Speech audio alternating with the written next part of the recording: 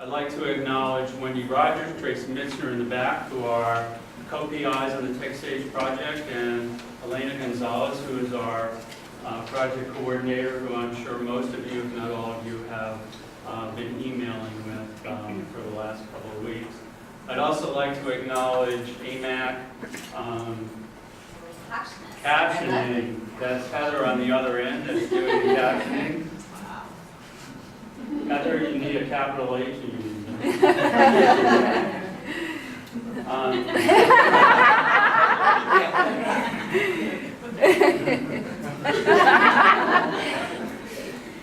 So that's it for the. Do we have any other announcements to make? Everybody, if you need a restroom, it's down the hallway. If you didn't come down that hallway, the open house is down on this floor and the floor above. There's also refreshments, wine, beer, soft drinks, water, and food up in the main lobby. So help yourself after the lecture. Other things I need to announce? Anything? Other than Michelle? All right, so it gives me great pleasure to introduce Michelle Putnam, who is our keynote speaker. She's a professor at Simmons College School of Social Work in Boston.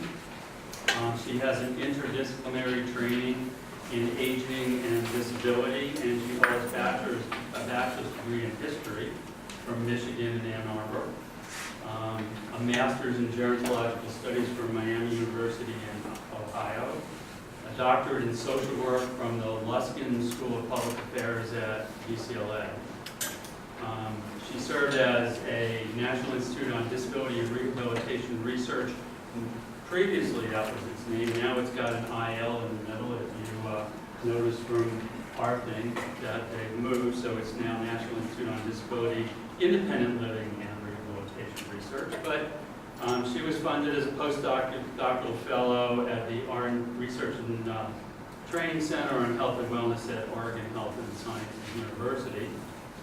Her research focuses on the intersections of aging and disability, with particular emphasis on understanding how public programs and policies meet the needs of persons aging with disabilities, particularly related to long-term service and supports. With the institutional support of the March of Dimes Canada, she is co-developing the Bridging Aging and Disability International Network, BADIN, to facilitate knowledge development, transfer, and translation between the fields of aging and disability. She also serves as editor-in-chief of the Journal of Gerontological Social Work. So I met Michelle, I can't remember how many years ago, it was a while back when she was a faculty member at Washington University, which she didn't mention in her bio. That's the only thing that I'm adding in that wasn't there to start with. But I've known her for a long time, and I'm pleased to know that she's gotten so involved in the field of aging and disability. So without any further ado, I will let Michelle come up and do her keynote.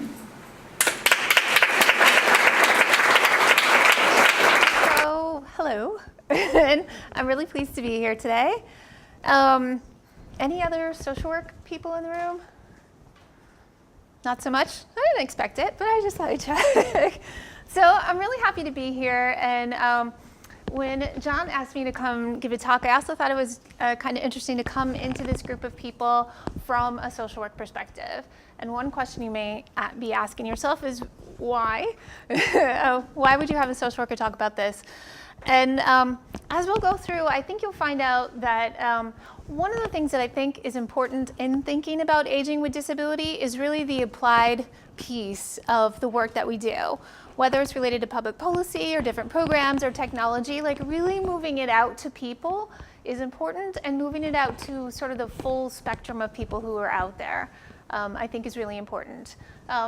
In social work, we think a lot about social and economic justice, and I think with technology that comes into play too. So I'm not going to weave that into my talk, but as we move through the slides, just sort of keep that in mind. I think sort of the big picture around technology, I think, is important. And I was trying to think about what to talk about today. In particular, aging and disability and technology is a pretty broad topic. and aging with disability, even within that, can be a pretty broad topic. So I thought I would try to help frame the conference a bit in terms of public policy and in terms of thinking about what technology and what aging with disability might mean for public policy. And I decided that I'd try to think about that in terms of policy disruptors. And I just want to preference by saying this, this is not a hypothesis or a theory. This is sort of just some thoughts that I have going, but I'm really hopeful that bringing us through the meeting today, they will help spark other discussions that you might have and other ideas you have. So I'm leaving some time at the end of this talk to not just take questions, but hopefully to have a little bit of discussion as well. So the first piece is what's a disruptor? And I think disruptors it's a pretty popular word that people are using lately. I think about it in terms of other words that we sometimes use or overuse. Transformational, if you work at a university, a lot of universities like to say things around transformational education, transformational programming. In social work, we talk about empowering people a lot, but lots of people talk about empowering. So I think disruptor can be kind of an overused word, but I think it's pretty relevant here. So what is a disruptor? A disruptor is a part of innovation, but it's a different type of innovation. It's a piece of innovation that it sort of uproots our thinking, changes what we do, how we do it, why we do it.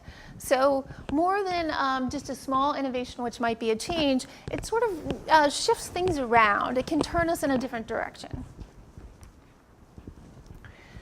And so then there's the piece about could aging with disability be some sort of policy disruptor in our system of aging and disability policies. And that's something that I tend to think about. For a long time, I've thought about this population as being a unique population, and it might have the potential to do some things that we haven't seen older adults, sort of that older population do on its own, or we haven't seen a more generic disability population do.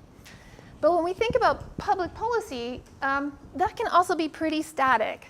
So once we put something into place around public policy, it can be really hard to move and hard to change, as we recently witnessed. But it's kind of like once you have a program going, it's a giant ship. You might think of it as a cruise ship, you might think of it as a barge, just depends. But it's really big, so to turn it, it's hard to turn it quickly, and it's hard to turn it in the first place. So thinking about how you disrupt policy, I think is important, and we don't see it very often, but we do see it. And then also thinking about what sort of force is aging with disability. How could this be a disruptor? I think that can be, that's important. So before we get to aging with disability, I thought I'd mention some other disruptors that fall into this aging disability technology piece. And one of the biggest disruptors in gerontology, at least, that we've thought about for some time is this baby boom group, right? So we've thought about these trends in aging and the growing number of older adults that we're going to see. And there are all these predictions about baby boomers and what a force they were going to be. And they're changing the demographics, and they're going to change the marketplace, and they're going to do all these things. And so that was a disruption that we've been predicting since we figured out that we had a baby boom.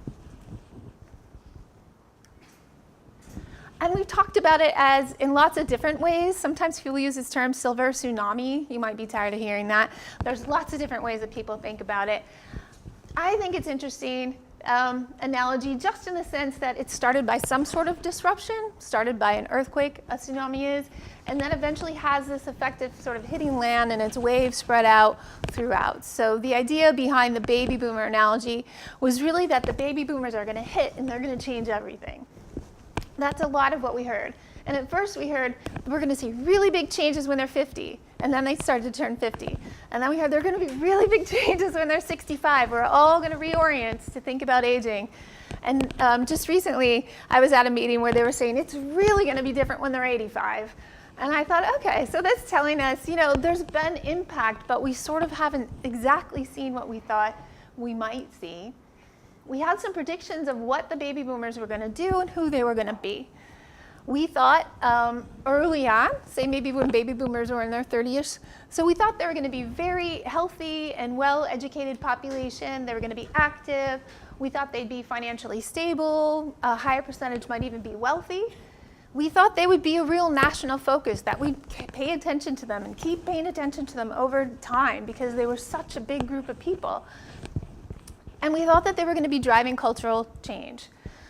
And what they thought and how they were thinking were going to be a big piece of how our society changed. And arguably, we see these things. We do see these things playing out. And a lot of people write about these things. But we've also seen other population trends that we didn't really think about as much within the context of the baby boom, and that to some degree have moderated some of what our expectations of the baby boom would be. So we see a lot of health disparities in that population and in other populations. We see that baby boomers have high rates of chronic conditions, and we're starting to hear numbers about shorter life expectancy. We have low rates of retirement savings, which is a whole separate lecture, but I think the median retirement income is $100,000. So our estimates are you need about $1 million. So not a wealthy group of people. In the process of their growing older, we've seen healthcare increase in the cost. We still see a lot of ageism, a lot, despite their size. And then we see this other phenomenon coming on, is that we have another cohort, millennials. They're going to be as big or bigger than the baby boomers. So the idea that the size of that population was going to be so important, well, now we have a bigger population coming along behind. And so while important, we sort of still shift down the age spectrum in some ways and turn our attention to that group of people. So while we have seen some disruption, and some important disruption, we also see these other trends playing out. And so I was trying to think about it in terms of, well, what's one of the takeaways we might have then thinking about baby boomers as a disruptor, particularly for aging and disability policy? And I should say that a lot of my work focuses on long-term service and supports policy, a little bit on healthcare policy, and some on rehabilitation policy. But one of my takeaways, or I think what I see from this group come in, is more of a cultural force in terms of baby boomers expect to participate and engage. They want to do what they want to do. And these other factors that are up there, they matter. But that sort of defining point to some degree about that generation, I think matters in terms of disruption when we think about long-term service and support policy, which hasn't always had the viewpoint of really trying to make sure that people could do what they wanted to do. It was more about what we wanted to offer them in terms of services, not what they wanted. And we didn't really focus on what you were going to do when we offered you the services. We were just going to give them to you. But I think this piece about expectations is important. And then I was trying to think on the disability side, what would we think about in terms of what a disruptor would be? And I think you could argue that the Americans with Disabilities Act is a policy disruptor, right? So this is a civil rights law that went into place in 1990. These are statistics of the population of people with disabilities in 2015, just for a reference point, right? So across all ages, we're looking at about 12.5%, 40 million people. And the older populations, you're getting into higher percentages, 65 and 74. I don't know where my 75 and over went to, but it's not there. So we know that that's happening. And when we think about the ADA and we thought what type of disruptor that might be, right? It's a civil rights law. So I think the promise of the ADA was really that it would bring universal access and inclusion. People weren't Pollyanna-ish, if that's not too old of a reference point, and their thoughts about it. I don't think anybody thought it was going to happen overnight or instantaneously, but that was sort of the disruption that I was creating, right? The civil rights that you get to be included. And that was in education, employment, community engagement, participation, those types of fields or areas. So if we think about, well, what did that disruption yield? I think we thought that we would get higher employment rates once we had the ADA in place, that people would have more opportunities, and there would be more inclusion for everyone. And again, we have seen those changes in important ways, right? The ADA has mattered, and it's mattered a lot. But we've had these other things happening at the same time. So we still see a lot of health disparities in this population. We see high costs of healthcare. We see low employment rates, right? Particularly for people with significant disabilities. We see that employment rate is still really low. We see better and more physical accessibility than we did before the ADA, for sure. And that's been important. Excuse me. But probably in the social world, we see less than sort of full investment in social inclusion of people. We still see a lot of ableism. And then one of the things that I don't think we anticipated when we thought of the ADA, but certainly relevant to it, is this issue of longer life expectancy. So people aging with disabilities. And I didn't put a slide in here with those sorts of statistics, but roughly speaking, so for example, for people with intellectual disabilities, the lifespan's doubled, roughly speaking, in the last 30 years. So you used to live until your 30s, and now you live until your 60s. That changes a lot of things. People who had significant injuries or other chronic conditions that they would have either lived a short time or perhaps died from, they don't. So we're seeing growth in that population. And my closed caption is in the way of my point, but that's okay.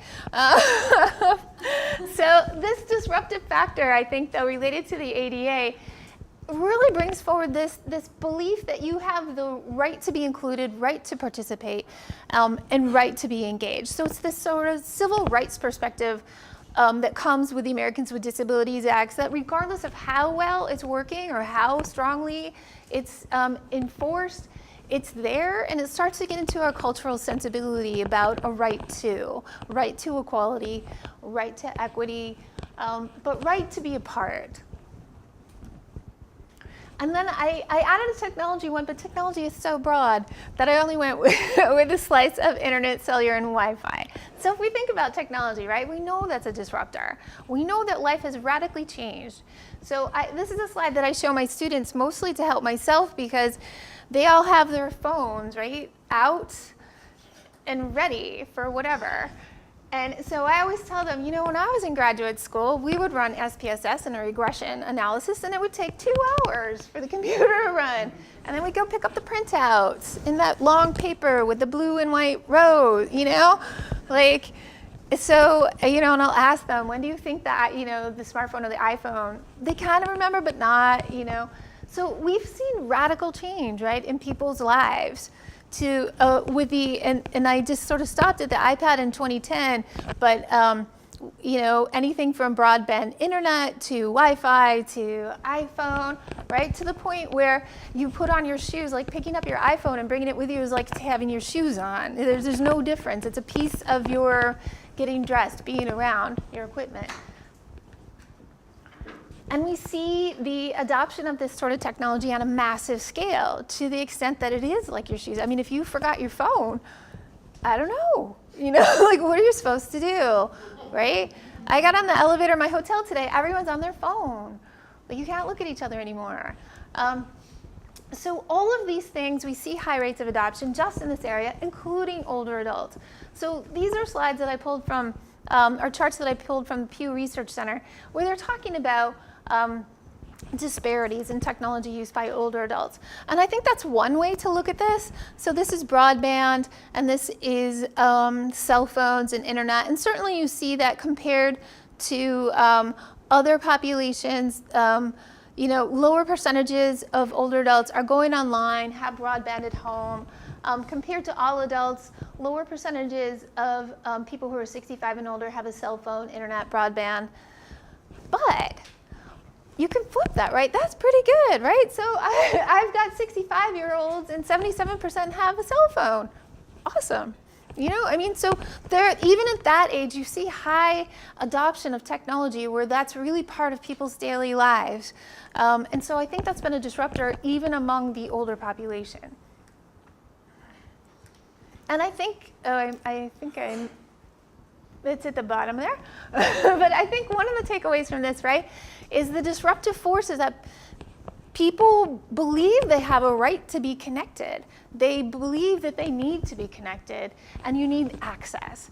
So this is just a part of their everyday, and that's only within this little slice of technology, right? But it's been a disruptive, it's changed how we believe, how we think about what we do day to day. And so I was thinking about these trends, right? The expectation that you should be participating and engaging and do what you want to do. The belief that you have the right to be treated equally, the right to engage, and the right to participate as a civil right, and then the sort of right to be connected. And I was thinking about those trends and trying to put aging with disability in there to just kind of think it through. And so what I want to think about with you is really, could aging with disability be a type of disruptor, particularly within those trends, but for the policies and the programs that we have? So this is that.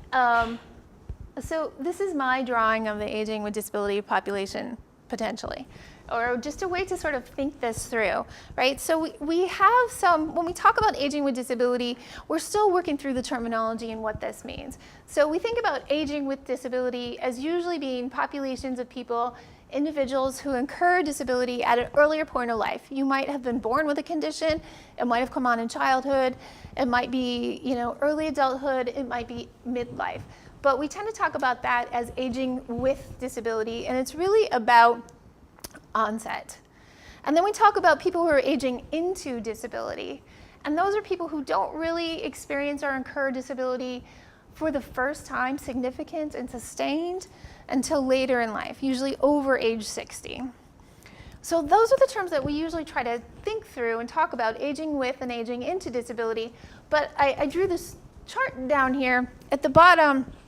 It's just one of the challenges when we think and talk about that is those two categories still don't capture what's going on in people's lives, which has a lot of variability, right? So that, I have some straight lines there, and I have some more squiggly lines. Right, so this is completely not scientific in any way. This is what I did on the commuter train one day. But, for some people, they will start off from birth with a disability, and it's pretty steady state. It is whatever it is, and it's just going to carry on until later life. There are other people that might experience that type of condition in midlife, and other people who might experience it at the end of life. And it's very stable. Whatever it is stable. We don't see a lot of change. It's just the way things go. But then there are a lot of these sort of squiggly lines, right? So we know for a lot of people that disability impairment may not be so cyclical, but think about chronic conditions, those can come and go. But we know from social models of disability that if we think about disabilities, the interaction between the person and the environment, like disability can change over time. And whatever your sort of physiological situation can change over time. So at least for me, I kind of like to think about it in terms of these sort of squiggly lines or these wavy lines, and that for some people, they'll experience some sort of symptom or some sort of disability over most of their life, and it will come and go. And sort of the variation in that becomes important to understand. Some people will have that happen at midlife or later life. And for different conditions, different things will happen. Maybe you have something like rheumatoid arthritis, and you have real episodes where it's very intense, and then you have other episodes where it's not very intense. Maybe you'll have a situation where you have multiple sclerosis, or something that has more of a steady state decline, but it can also plateau a little bit. Maybe you'll have other conditions that just represent some fluctuation over time. So I think one of the challenges of the aging into and the aging with discussion is that it doesn't capture what happens to people over time, over 60, 70, 80 years. And I put this chart up here just because I think it's relevant when we're thinking in public policy to think more about what these trajectories are for people than it is what the boxes are. And so I was trying to think about, well, if we add aging with disability to these trends, might we see some type of disruptive force? Could it be some sort of disruptor in that, right? So if you put this experience of having disability for a long period of time, over time, and you mix that with expectations about engaging and our sort of our cultural norms shifting around that, and you mix that with sort of wider adoption of the civil rights perspective, that you have a right to participate. Not only might you want to, but you actually have a right to, and if you're not allowed to, you could complain about that. And then this right to be connected. And again, that's sort of just one version of technology, but could it be some sort of disruptive force in there that allows us to think differently, create some sort of synergy, opens up new ideas for us because it's a non-traditional population, right? So again, I didn't put in a slide on this, but this population it's not very large as far as we can tell. You saw on the previous slide, it's about maybe 13% of the population. I should also say we don't know how large it is because our data sets that we have don't usually include a variable for onset. And so the numbers that you saw are from the panel study and income dynamics data, and that's sort of the only data set that somebody has used so far to see if we can figure out what this population is. So we really don't know how large this population is, and that 12.9% comes from a definition of work disability. So we're not sure how big this population is, but I think it's a significant population because they cross from being younger with disability into being older with disability. So in public policy stance, they really blur the lines. We have policies for older adults and we have policies for younger adults. But we don't really have policies for people who move across time in categories or have disability over time.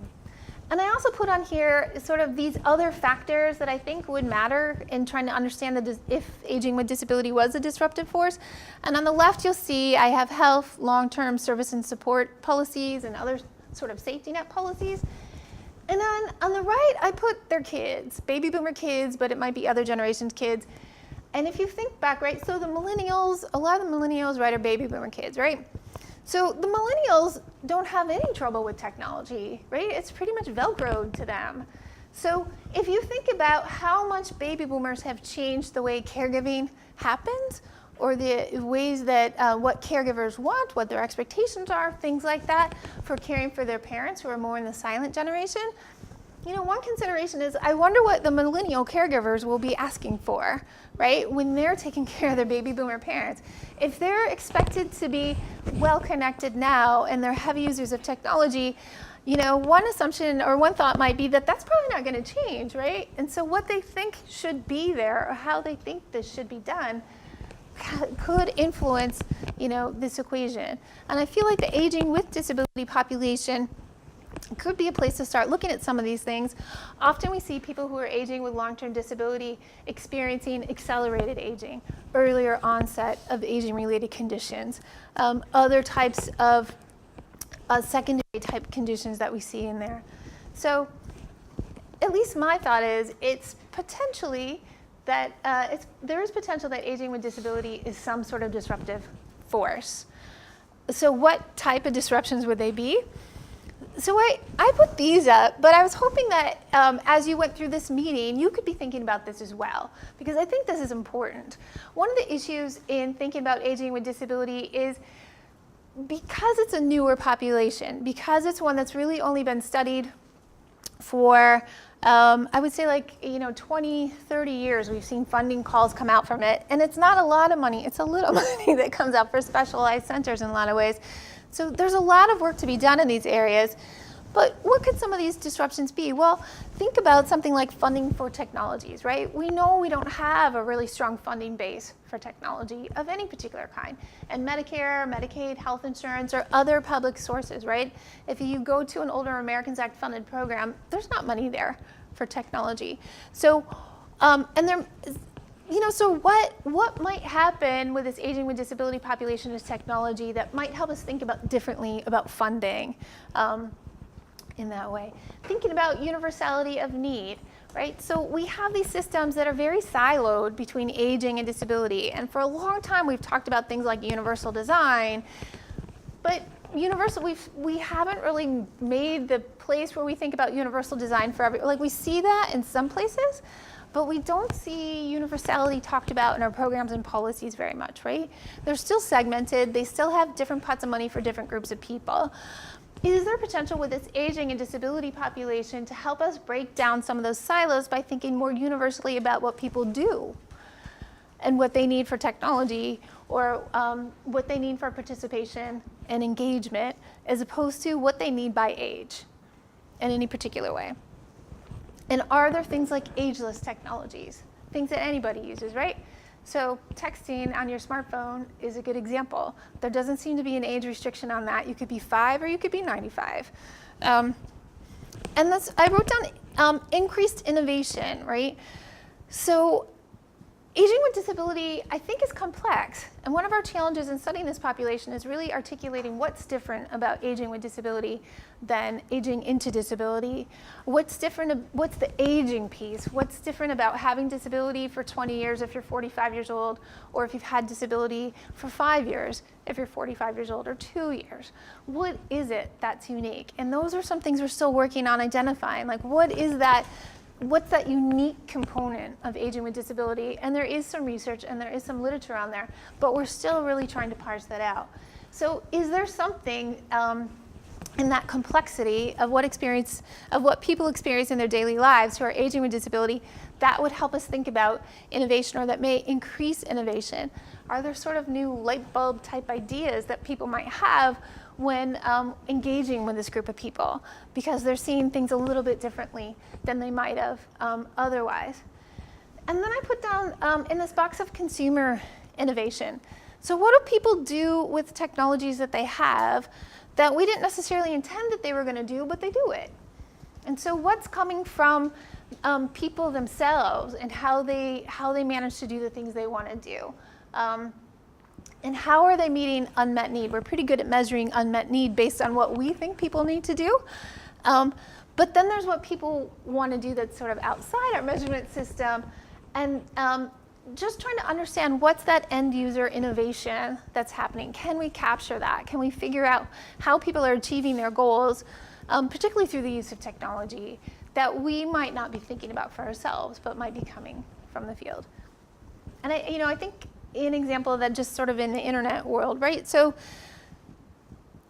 there's been some discussion about older adults don't use email as much as younger people. And I know several older adults who don't use email very much, but they certainly text a whole lot, right? So just thinking about, why are they texting versus emailing? What is it about the difference between those two? If they do it all on their phone, what is it? What's that specific thing? So just trying to understand where the end users are at and what they're doing. So then you're to the place of like, okay, well, maybe there's some of these types of disruptions, but what would that mean for aging and disability policies? And from my perspective, if aging with disability is some sort of disruptive force, then it can help us deconstruct the silos that we have related to aging policy, disability policy, programs and services for older adults, programs and services for younger adults. And we can focus on similarity of need and similarity of use. So if you're not familiar with these programs, a classic example would be if you're under age 64, you could be getting services and supports through a rehabilitation program, and we could be thinking about employment. If you're over age 65, we're probably not going to think about employment, even if you want to have a second career, even if you want to do volunteering work. We're not going to necessarily be thinking about technology for doing that type of thing, even if that's what you want to do. And we certainly don't have the funds in place in aging programs related to employment, but we do in programs for younger people. So trying to think about, can we break down those silos and really get after what people want to do and how they want to participate, regardless of where the funding is from. So looking at that similarity of need. And I think we can think about eliminating different rationales for technology use or service and supports use for older and younger people. So from my perspective, one of the challenges we have is that for older adults, when we think about providing technology, we're really for people with disabilities or experiencing disabilities, we're really thinking about doing so because people are losing their independence. If we do it for younger people, we talk about gaining independence. So there are different places to start the conversation, and it may seem like it's not that big a deal, but it is a big deal. It orients what we think about in terms of, what do you need? How much are we going to spend on this? How are we thinking about introducing you to this technology? Asking you what you want to do with the technology, right? So if we're providing supports and services for younger people, we're trying to get them out and about and do things. For quite a long time, we've thought about older adults. We want them to go out and do things, but we probably don't have the same type of lofty goals we might have for younger people. So there's a whole bunch of reasons for that. But I think just trying to figure out if there's a different place that we can get to that might help us think about, what are we willing to pay for? What do we think program outcomes should be? And what technology might we be willing to provide? And then I put down here like TBD. Part of disruption is you don't know what's going to happen. And I think that's an interesting piece of the aging with disability. So this is a population we didn't necessarily expect. It's one that we haven't done much research on. It's one that we have not planned for. We do not have particular programs and policies and services for this group of people. We do not have a trained workforce to work with this people. So there's a lot of things that need to be done to get to a place where we're helping people do the things they want to do and meet their needs. But in that space, there's a lot of room for innovation, and I feel like there's a lot of room for unknown, and that's okay. But it is a bit of a TBD. And then I was trying to think about, so what does that mean for us? If you're a researcher or a practitioner, if aging with disability becomes a disruptor, or if you want to try to facilitate that disruption in some way. And so I was trying to think about things that we would want to do if we're working in this area at all. And I think one of the most important things we need to do is really be able to clarify what's different about aging long-term with disability. What's different about that than than experiencing disability for the first time in later life? Really being able to specify what's unique. I get asked that all the time by journal article reviewers and just by average people. So what's special about that? And it's hard sometimes to parse out what that is, but yet there are a lot of unique things going on for people. Sometimes it's just length of time, and time matters. Something as simple as caregiving. If you're looking at a caregiver who provides care for an older adult, maybe it's 10 years. Maybe they're providing care that starts from 65 and goes to 75, or 75 to 85. If you've been in a family where a person has had multiple sclerosis, you might be a caregiver for 30 years or 40 years. So interventions that we have for you, either the average caregiver of an older adult, you're beyond that. You're an expert caregiver. You've been doing this forever. You might not want what we have to offer. Same thing with technology would happen, right? So maybe we're thinking about technologies that we would give somebody if they're 30 or 40 or 50, but if you live to age 70 and you have a spinal cord injury, we might need to think about it differently. We might need to think about people with audio-visual type impairments differently. And so trying to just understand what that is and identify what that is, I think is really important for this population, and really important to think about in terms of if we were trying to assess whether there's some disruptive potential in that.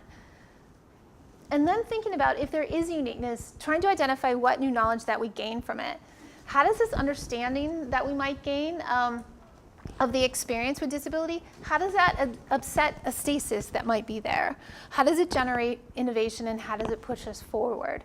So some of that I think is being mindful, perceptive, watchful, trying to very actively parse out what might be different here and what's going on and how can we learn from it.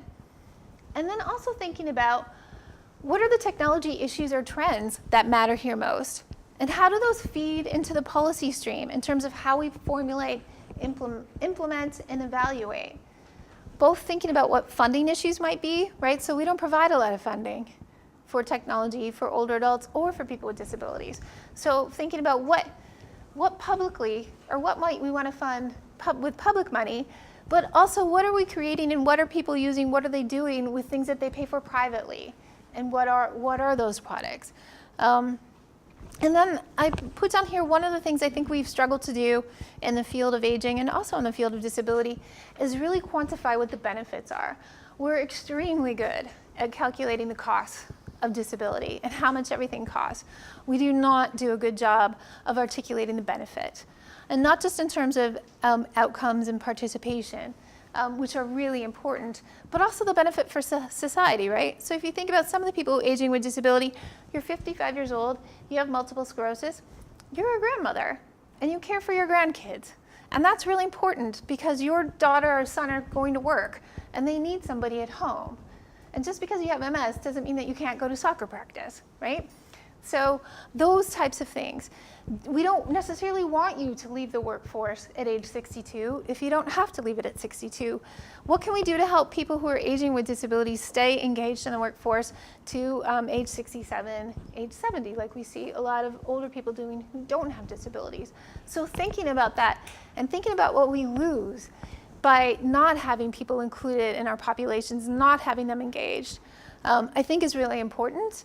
And we haven't done the strongest work around that. And I think it's sort of doubly important for this population because this population is going to have a different type of aging. They're probably going to need more technology to use. They're probably going to need to have stronger social networks. There are a lot of things that will happen that are just part and parcel of growing older with disability that we need to be mindful of.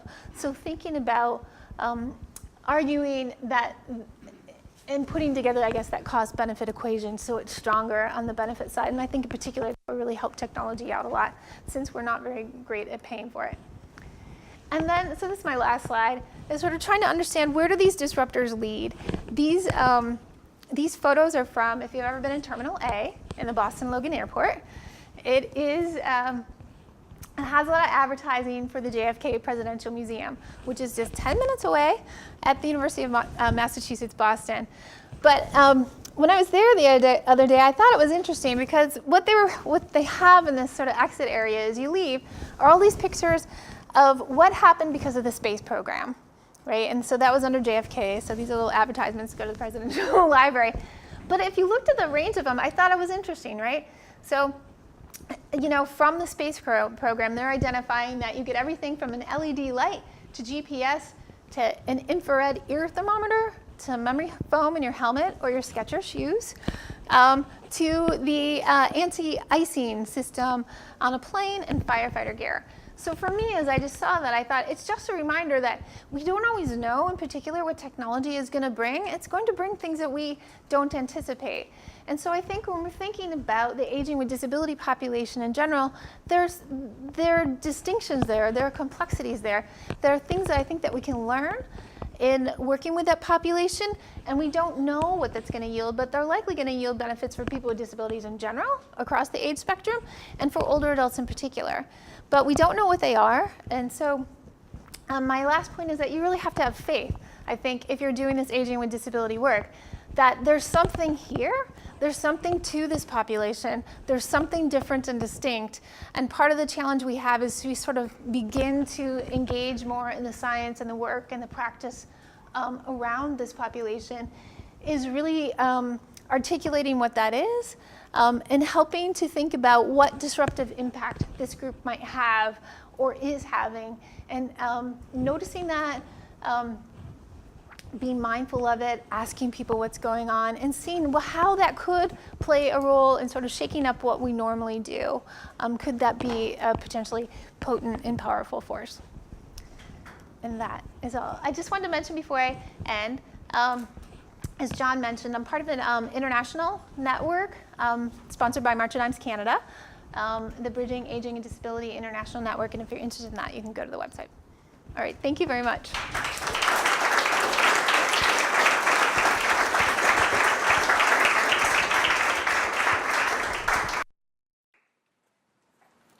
And we have a little time for questions if you want to take any of your questions from the audience. Or comment. Yeah, questions, comments, thoughts? So I had two, but let me just ask one. So I'm intrigued by your choice of disruption, because what sets it apart from innovation is that often we attach a very, innovation is a very value-laden term. We're attaching positive, very progress-oriented notions of innovation. Disruption is simply that. You are creating a vacuum in which anything now is possible. So not all disruptions necessarily will inherently be positive. You can disrupt a status quo and upset it to the point that what you replace it with may not be any better. And I'm wondering if you see that disruption is always going to be a positive thing, or there are threats by disrupting the status quo. There are two that come to my mind when it comes to this area. One is when cell phone technologies come on, right? I think of Arlene Harris, who was the inventor of the Jitterbug cell phone, and how when she brought that to market just over a decade ago, it was driven by anger at where cell phone design had gone, and it was a very almost kind of, it was a phone designed for older users. That sort of, in many ways, I think was the wrong-headed approach to how you design better. And it just sort of said, this technology's gone too far, it's too fast, we need to pull back, and that's where technology needs to be.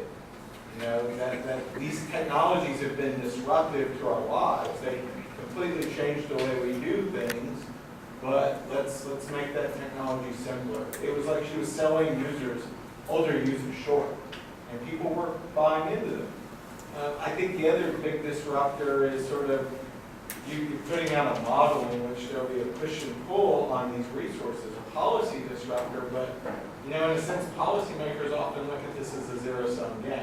Sure, I'll make some of my aging resources available to you to look at disability, but that's all I have. There are no more of those coming back. So I guess what I really want to ask is are disruptors always a positive thing?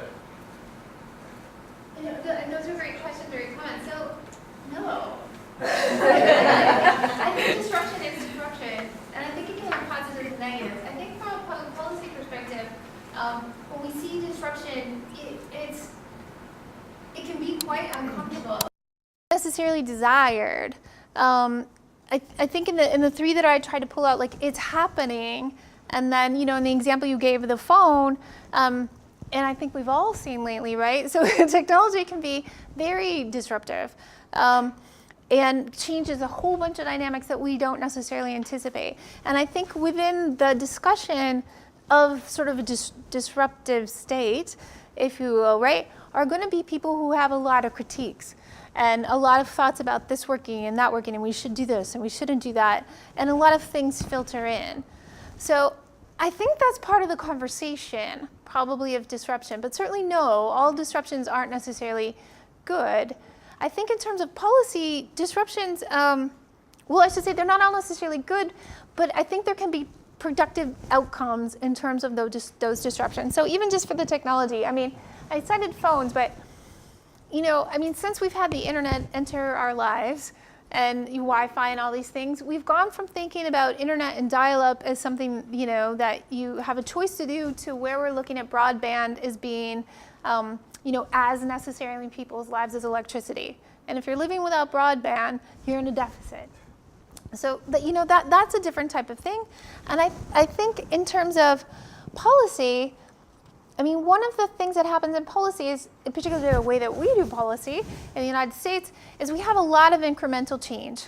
So we make a lot of tweaks, whether it's through eligibility categories or funding or different policy initiatives within the same, laws or statutes.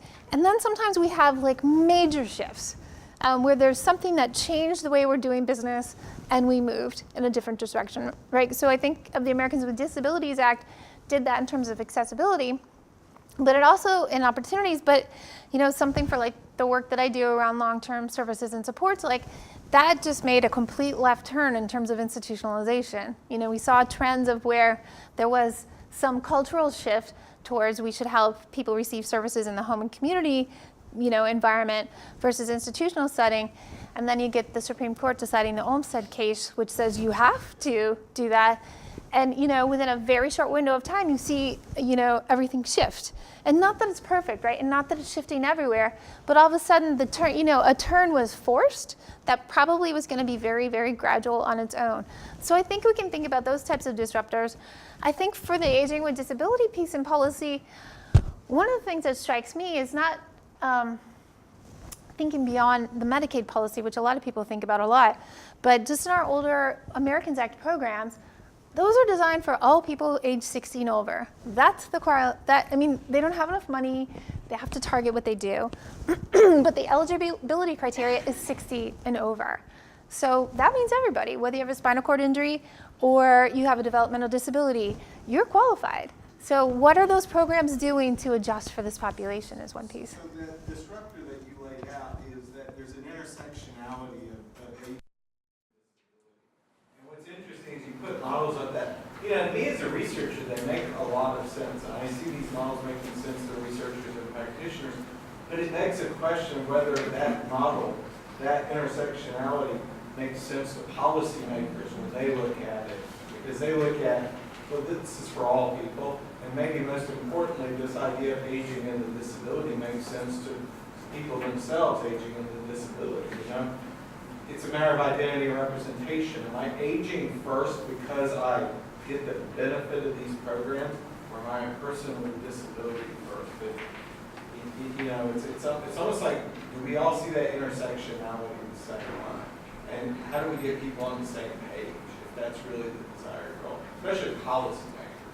How do you get them on the same page that the researchers and practitioners might be? No, and I mean, I think that's a great question and a great point. Even within the people who are looking at issues of aging with disability, there's not a singular belief that programs should be merged or policies should be intersected in that way. There's a lot of investment in the silos that we have and the differentiation that we have. And I think one of the challenges that we need to do in sort of developing this field of aging with disability in a way is really try to understand when should things be more intersected or not.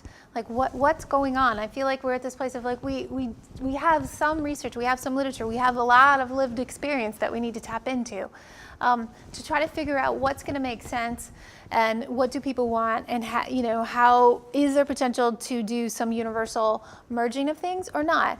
And I think in terms of policymakers, you know, sometimes it's really hard to change those sort of categorical eligibility programs, and so maybe we won't see that. But sometimes we do see changes that would be more unexpected and you would think take longer time that don't. So I think the discussion needs to happen between people who are living with disability and policymakers and researchers and practitioners in that way to really just start this discussion of what's going to work best. So what we have now is sort of an either or, and that means for a lot of people aging with disability, there's so many gaps and there's so much extra work to be done because you're aging with disability and people just don't have the capacity either in the programs or the policy. You know, I can give you just one example. I have a colleague who has polio who broke his leg and ended up in a nursing home. And the nursing home staff didn't know anything about polio. He had to educate them about that. They didn't know exactly what to do with the broken leg because it was taking a different amount of time to heal. He didn't want to be in an institution. I mean, so there's all these different factors going on, but there was a lot of burden on him and his family to try to do not only the negotiation of where you're going to be and how long are you going to be, but because people aren't trained in polio anymore, to even talk about, you know, what his particular needs are and what was going on with him. And so it's not that all people with disabilities don't have burdens like that in the process, but there was something pretty unique about his situation, just giving his diagnosis. So I think those are all, I mean, I think you're asking great questions, and those are all things that need to be kind of unearthed and better understood as we do this work to figure out, you know, what we need to do to get people to the point where they can do what they want to do when they're growing older with a disability.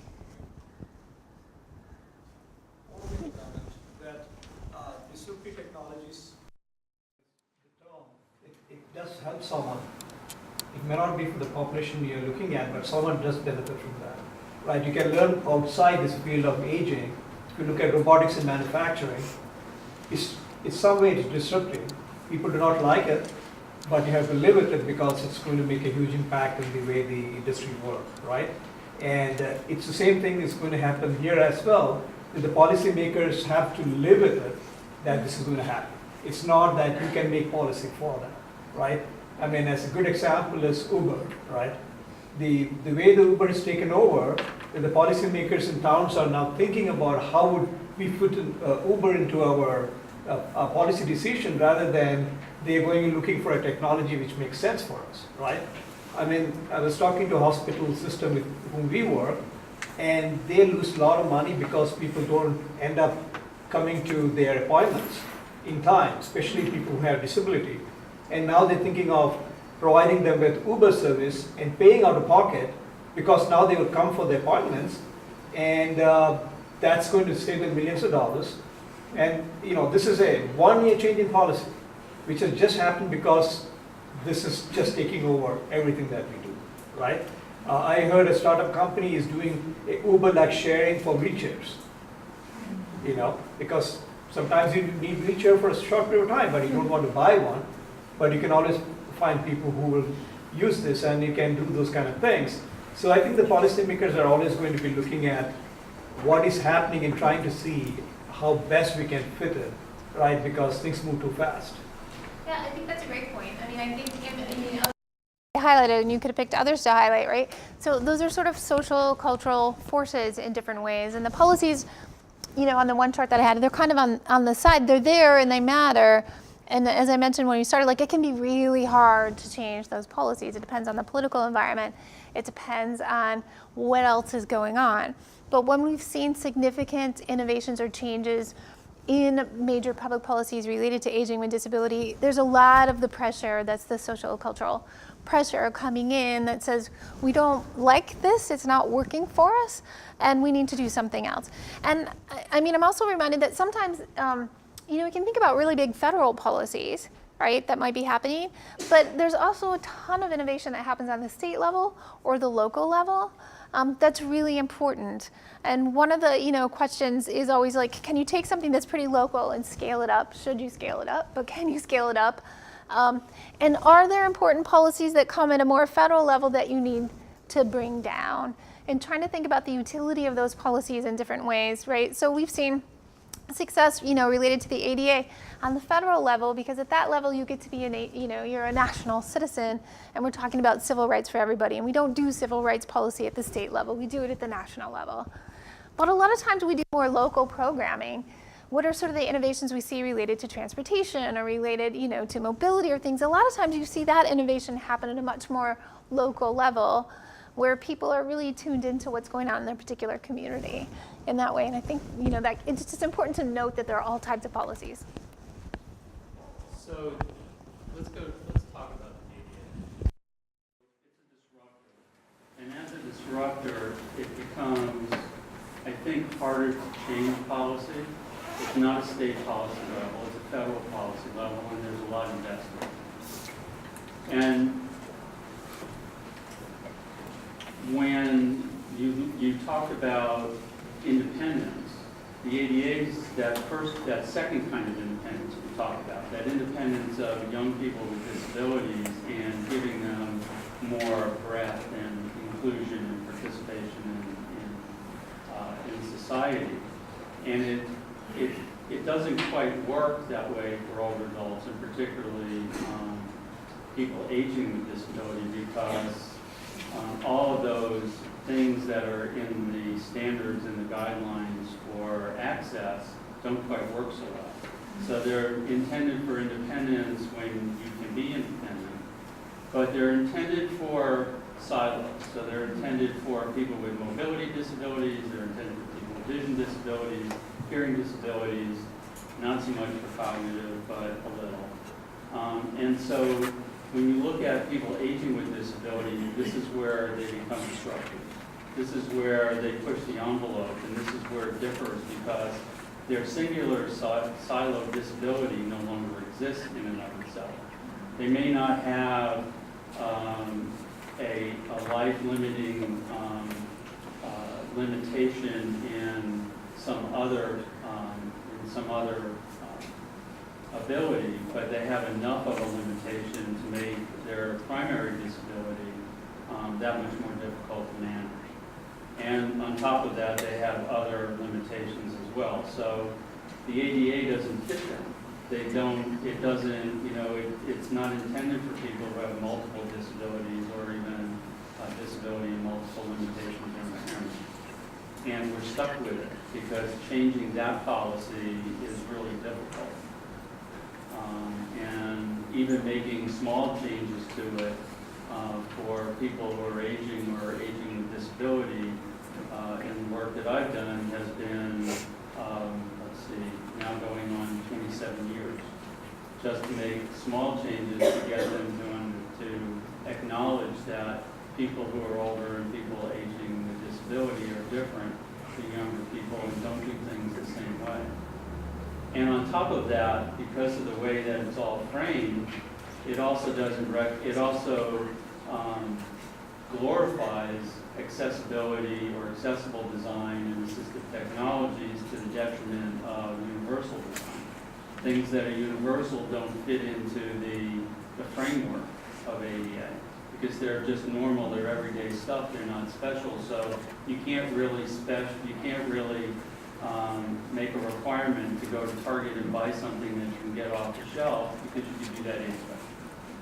And so it becomes really difficult in the policy world, not just at the fiscal level, but at the regulatory level for what we were required to do to recognize that this group of people is different.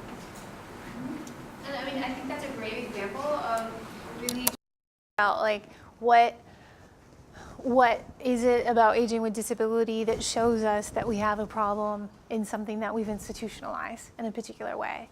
And I mean, sort of one of the things you're driving at is the difficulty to change policy, which is there. And then, I would also say I put the piece about the baby boomers in here because I've been sort of impressed, I don't know if that's the right word, over time, that older adults have not really used the ADA to the extent that they could, right? So that has to do with the interest in identifying as a person with disability to say, I'm not included, this isn't accessible to me. So we don't see a large civil rights argument linked to disability coming from the older population. And I think that's missing. I'm wondering if baby boomers will pick up on that or not, because it might just sort of fit with an orientation they have anyhow. But in terms of thinking about policy change, one of the first pieces is really being able to identify what's not working in this policy, what's the problem with this policy, and then going from there, but really trying to understand what's going on with what's not working. Can we fix what's working? And then you move to the difficult piece of, is it feasible to fix it? Could you fix it? Who are the constituencies involved? And that's hard. I mean, and notably that's hard. But I think the one thing that you're highlighting is the aging with disability population gives us a way to understand what's not working in a different light than we might otherwise have. And there may be utility in that. There may be futility in that, but there may be utility in that too. And I think one of the things is we don't always know, but part of what we can do is start to look at that law within the context of this group of people and see, what's not happening there or what should be happening there. Yeah. I was really pleased to see that you included on your baby boomer slide the care of children of baby boomers as an influential factor in our work both at the VA caregivers and other caregiving dyads. We've seen over and over again that the caregiver can be a huge influence on the adoption and use of technology. As simple as one caregiver saying, I don't want this super pole in my living room, it clashes with my drapes, to another one saying, wow, I have 2 super poles, he can independently transfer into the living room now, and I get an hour's extra sleep. That's huge, right? So I think, especially the baby boomers' children are just going to have a huge influence on what's happening next in terms of their caregiving and what they expect, the tools they expect to be able to caregive. We know now that many of, one of the projects we're getting set at the VA, we have this RERC Connect where we do teleconsults for memory and dementia, and we're trying to do Family Connect where we can link in a long distance family member and they can be present at the visit. So something as simple as that, right, is being demanded now because so many of the baby boomers are also aging researchers, right, and we know what we want and what we said. Yeah, and I think one of the things that happens in public policy In particular is we make it for individuals. You like the beneficiary is an individual, and people live in families. Not everybody's family is the same. We have lots of different versions of families. Some families get along, some families do not get along. But that's fine. But rarely, I would say, like, it's really relatively infrequent that you find somebody who's totally and completely isolated on their own. That does happen, right? But when we think about these things together, I think it's important to think about people who are in groups, right? So a lot of the innovations and a lot of the supports and services we have for people really happen in a family dynamic in some version of it. And so I think that's important to factor in here, and that, you know, children are important in the adoption of the technology. It may also be that you want to connect with your child. You want to go see your child. You want to see your grandchild. Your grandchild would like to come see you, you know? So I think one thing, you know, another thing that happens in policy is we think of people very abstractly. We're not thinking about what you're doing. We tend to think about what we need to give you, particularly in the US. Like, we're not interested in really handing out that much. And we need to know that you need it, you know? So, but we're not usually thinking about what are you gonna do with it, you know, how does this fit into your life scheme, what goals are you gonna achieve? Sometimes we are, depending on the policy, but the people who are the beneficiaries, that's what they're thinking about, right? And so I think that's where the piece of, you know, sort of trying to learn from the end user too, like, what are you doing to make this work for you? And being mindful of that. So there's often been, I think in gerontology, a lot of top-down work and not a lot of, you know, out in the field seeing what older people are doing in general. And I feel like the aging with disability population, you know, it's a very understudied population. So people are doing it. People are living to old age. We don't know much about what they're doing or how they're doing, but they're doing it regardless of whether we studied them or not. But it would be useful to try to learn from these people, I think, in particular, to find out how they're negotiating long-term disability and what that looks like, and how they do it in their families as well. Yeah. I just wanted to springboard off something Patty said, and this idea about baby. Maybe one of the reasons children of baby boomers are so enthusiastic about it too is that they see that in 15 years' time, this is going to be where they're at. And they see their own, they have to embrace it because they see that they'll eventually be where their parents are now. You know, the leading edge of Gen Xers now are in their 50s. So in about 15 years, we can expect that the Gen Xers will be in about the same place that the baby boomers were when they entered this cohort. And I wonder if there will be something different about the Gen Xers that will set them apart from the baby boomers, but they'll just kind of continue on this trend that we began seeing with the baby boomers. I mean, yeah, I don't know, it seems like It's different in its own particular way. And I think, you know, when you factor in technology, and I know a lot of you do a lot more complicated technology than apps on phones, but when you factor in just like, you know, frequency of engaging with technology in earlier life and what that means for later life, or what you might be able to achieve through long distance or remote, or, you know, whatever it is, you know, we might see big changes, right? So when I first started in this field, there was such a concern about safety, and there still is, right? But it seemed like there was so much orientation to making sure the older adult was safe. And that was a, you know, huge thing, to the extent of like a lot of other things that could have been about, and what are you doing with your time, right? No, you're just safe. So, you know, there's part of, you know, what happens when you add, well, it's great that I'm safe, but I'd like to do something too, you know?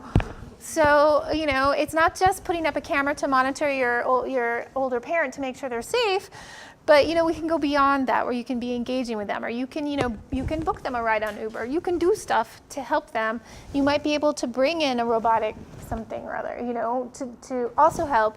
And I think if you think about the trends I highlighted, I think these intersections and synergy are interesting to consider too, right? So we have a lot of health disparities, and that goes across age groups. We have a lot of concerns about length of life, and that goes across age groups. We have traditionally had a lot of informal care provided by children to their parents, right? But now we have a group of younger people who have extremely high student debt. So we may not be seeing the income transfer, you know, we're used to seeing. We see changes in patterns of mobility. So if you sort of just layer onto those things, and we see the trends that technology are taking us, they're taking us to new and different places. And so trying to understand what that looks like amongst a particular slice of the aging population and what that might yield to us could be negative, but it's probably positive. And I think, you know, sort of just as a parting word, I would just encourage you as you're doing your own work to really be mindful of thinking about what's unique about this related to aging with disability. If it is unique, what is it? If it's not unique and it's similar, that could be great too. So what is the similarity around there? And how can we help build this field of aging with disability, really understanding it? And I think for the work that you do, particularly related to technology. So I'll stop there so you can move on to the next piece of the meeting. Thanks.